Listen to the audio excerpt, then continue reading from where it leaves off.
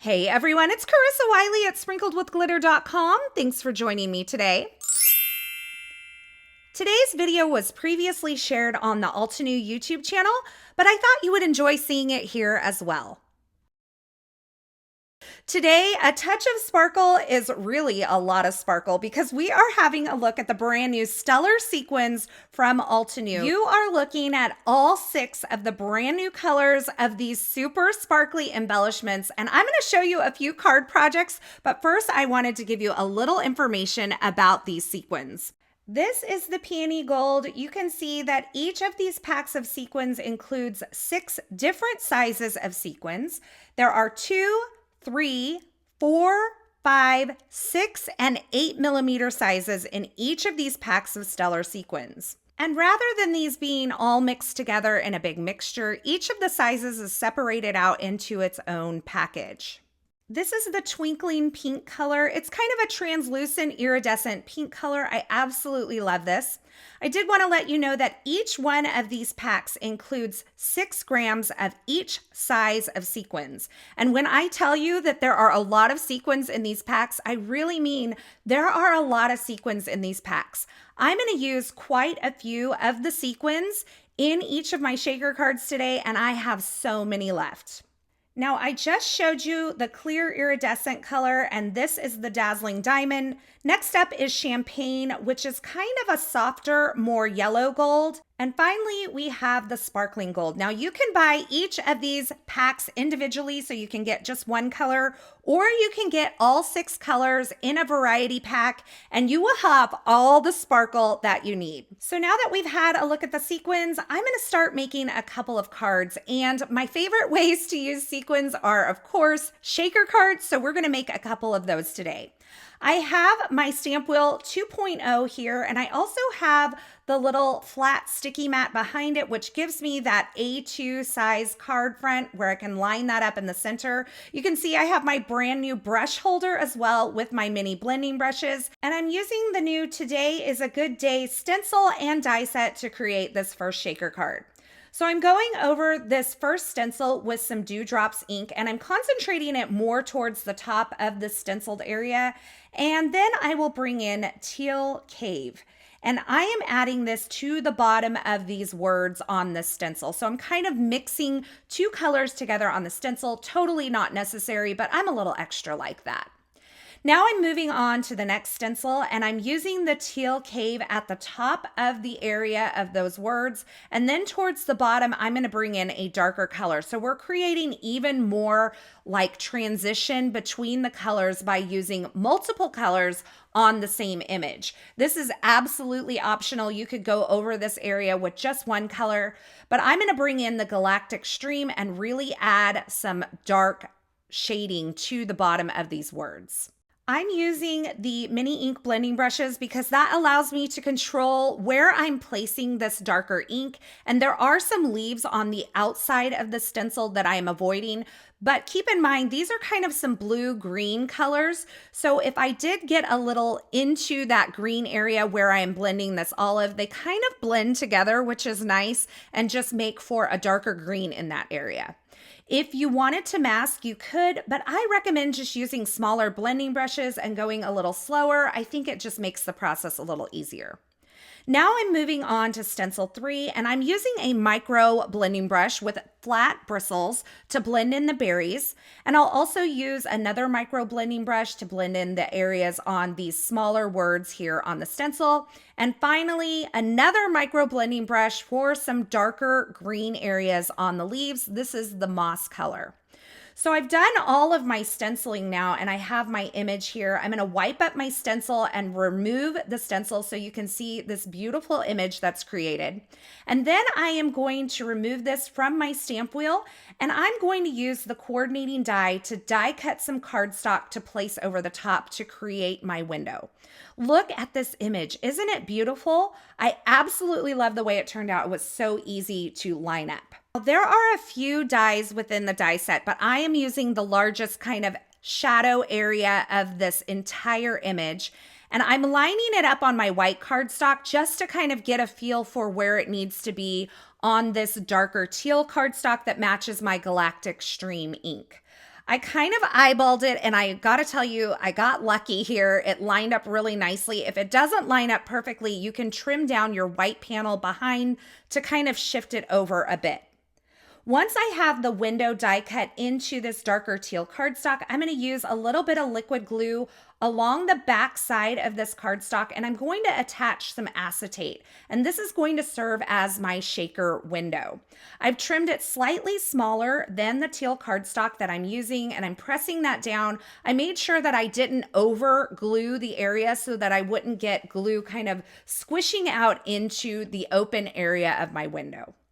Once I have that ready to go, I can grab some foam adhesive. Altenew offers 2 depths of foam adhesive. I am using the 1/8 inch depth, and that's because I want there to be a lot of loft.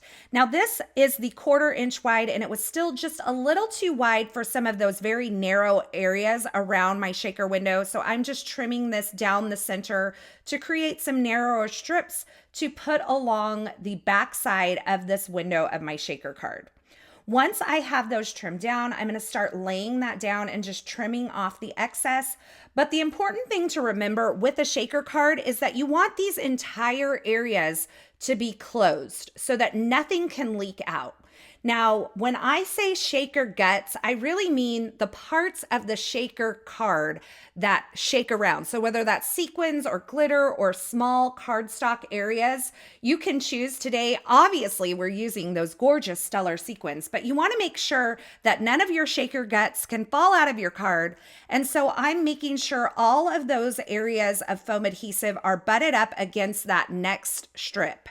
Once I have my foam adhesive in place, I'm going to grab the clear iridescent Stellar Sequins, and I am using the 3mm, the 5mm, and the 8mm. I want to mix up my sizes. I think it makes for a more interesting shaker card. And you can see I'm just using a little ice cream taster spoon to add my sequins to the center of my ink blended area. Now I know as long as the sequins stay within that inked area that my foam adhesive will not land on top of them because my window is exposing all of that inked area. Now I know my series here is called A Touch of Sparkle, but these are really a lot of sparkle. And you can see I'm not being shy about adding my sequins. Now, obviously you can add less, but I'm a go big or go home kind of girl. And so I'm going big today. We're adding a lot of sparkle, a lot of sequins, and we're calling this a lot of sparkle instead of a touch of sparkle today. Once I have all of my sequins where I want them, I removed the backer from my foam adhesive and I lined that up over my inked area, and I made sure that I pressed down all of the areas around the outer edge of this window to make sure that that was secured in place. Now I'm creating my A2 size card base. I have a piece of white cardstock that measures 5.5 by 8.5 inches, and I'm scoring it using my scoring tool at 4.25 inches. I'll then add some tape runner adhesive to the front side of this A2 size card base, and I can attach that shaker window directly to my card front. Now you could have done your ink blending directly on your A2 size card front rather than put this on there. But if you needed to kind of adjust the area where your window is by trimming down that base, then it would be harder to do if you had done your ink blending on your card front. So just keep that in mind. Now I'm moving on to a second shaker card, and we're using the magical Peony hot foil and stencil set. I am adding this onto my Glimmer hot foil platform that is heated up, and then I'm going to press the timer button. Now, because I am hot foiling on acetate, I did find that a cardstock shim between my thin shim and my spacer pad was best to add a little bit of pressure.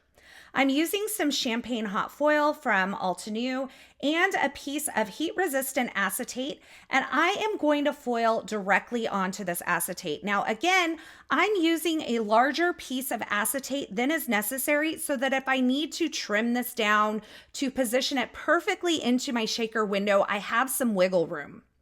Now I'm adding my thin shim and my spacer pad with that cardstock shim between and running this through my die cut machine. And you'll see that I have a beautiful magical peony foiled image directly on my acetate. And this acetate is going to be my shaker window. So you're going to have the outline of the peony on the shaker window and the ink blended area will be beneath. Now I kind of held my acetate over my A2 size card front here to get an idea of where I wanted this peony to land, and I lined up my stencil number 1 and started blending. Now I'm not going to show you the entire blending process of this magical peony because I really didn't do anything special other than add some dark and light areas, and I used all 4 inks from the same color family. And I'll just take this moment now to mention that I will have all of the supplies linked in the YouTube description below. So if you're looking for something in particular, be sure you check there. Now I worked my way through all 4 stencils with the 4 colors of this ink color family. And now I have my beautiful ink blended magical peony here on this A2 size card front. I'm going to use that same dark teal cardstock that I used before and these oval frame rectangles from Altenew to die cut a shaker window in the front of this card front. So once I have that die cut, I added some adhesive to the back of that teal cardstock and attached it directly to my acetate, which is laying over the top of my ink blended panel. So you can see I have a lot of extra acetate here, but like I said, I didn't want to guess where this needed to be, and hot foiling can be difficult to line up in a particular place. So I just used a larger piece of acetate than I needed, and I'm trimming down all of the excess. Now it's time to flip this card front over and add the foam adhesive. I'm doing the same thing that I did before. I'm using that 1/4 inch wide, 1/8 inch thick foam, instant dimension foam tape from Altenew and placing that on the back. I did have to trim down in the center a couple of these strips to fit on the narrow areas of the shaker window. And then I'm going to add my sequins. This time I am using the champagne color. And just like I did before, I'm mixing the sizes to add a little bit of interest, and it really does help the sequins move around more. Once I have my sequins in place, you can see I used a lot of sequins.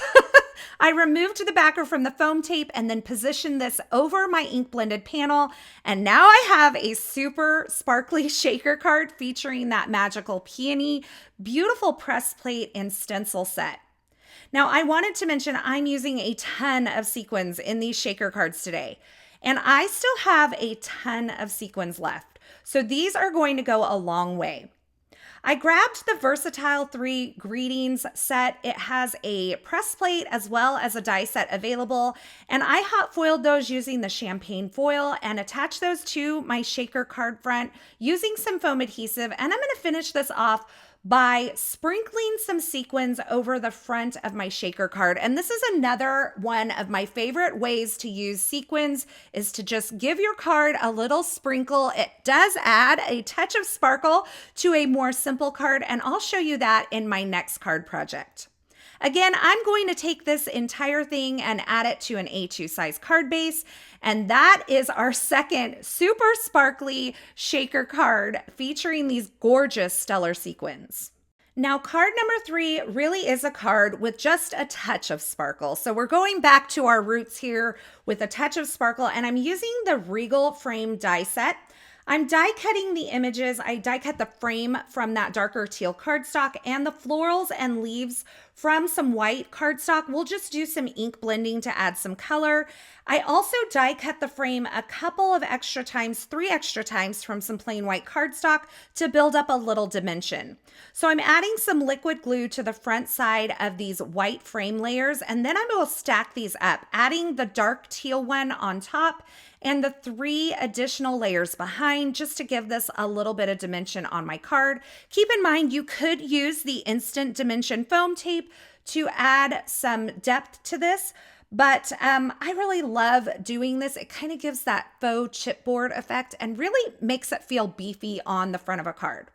So I'm just going to press those down once I get them stacked up, and then I am going to add a little bit of ink blending using this Heritage Chevron Weave stencil to the inner part of the arch. I just saved this from one of those extra little white frames that I die cut. And I'm blending on using some Dewdrops ink to the front of this just to give this a little bit of pattern and some interest. This will eventually nestle right inside of that dimensional frame that I created and will give some pattern to this card. Now you can see that I am using my Stamp Wheel 2.0 here to do my ink blending, and that's because I'm using the grid lines to help me make sure that I get this pattern squared up on the center of my arch. I also added the florals to the stamp wheel and blended those with the same color inks that I've been using throughout this video. And I adhered everything together and I'm placing it onto the front of an A2 size white card base. I'm just using some tape runner adhesive to adhere this down, or you could use some liquid glue, but there's no additional dimension behind these. Then I will finish this card off with a few of the Dazzling Diamond Stellar Sequins, and I'm using the Perfect Picker tool to place those onto my card front with some liquid glue. Now, when I'm doing my sprinkling, I do like to vary the sizes to give it a little bit of interest, but this is a fun way to add, as I mentioned before, just a touch of sparkle to your card fronts. So there you have it, some cards with some mega shine, some mega sparkle today, featuring the brand new Stellar Sequins from Altenew. I had the best time playing with these and adding a ton of sparkle to these projects. Now, as I mentioned before, there will be links to the featured products used in these projects in the YouTube description below. So if you're looking for something in particular, be sure you check there, or you can head on over to the coordinating blog post. That will be in the YouTube description below as well. Over there, you'll find more still shots, more information, and a complete list of supplies. As always, I want to say thanks so much for hanging out with me today. I hope you enjoyed these projects, and I hope you enjoyed this video. If you did, be sure to give this video a thumbs up, and don't forget to subscribe and turn on the notifications so you don't miss any of the paper crafting and card making video tutorials shared here. Thanks again for watching, and until next time, I hope you have a fabulous day.